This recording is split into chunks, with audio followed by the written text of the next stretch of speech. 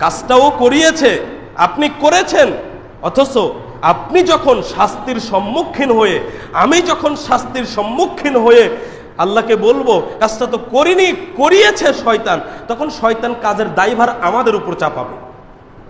দেখুন সূরা কফ 27 নম্বর আয়াত, অলা, পাপীকে জাহান্নামে নিক্ষেপের আদেশ দেওয়া হলে তার সহচর শয়তান বলবে, করিনুহু রব্বানা মা আতগাইতুহু, হে আমাদের রব, আমি তাকে পাপ করতে, অপরাধ করতে প্ররোচিত করিনি।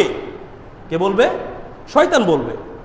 মানুষের যখন পাপের কারণে জাহান্নামে নিক্ষেপ করা হবে, তখন শয়তান বলবে, হে আমাদের রব, আমি তাকে পাপ করতে, অপরাধ করতে প্ররোচিত করিনি। তাহলে কি করে হলো? ওয়ালাকিন কানা ফি যালালিন বাঈদ, বস্তুত সে নিজেই সুদূর গুমরাহির মধ্যে ছিল। কে? ওই পাপী। দোষ নিল শয়তান, শয়তান দোষটা চাপিয়ে দিল কার উপর? পাপী ব্যক্তির উপর। ও নিজেই সুদূর পথভ্রষ্টতার মধ্যে ছিল, গুমরাহির মধ্যে ছিল, আমি ওকে প্ররোচিত করিনি। শয়তান দোষ নিল না, দোষ চাপিয়ে দিল তার উপরে যে পাপটা করেছে।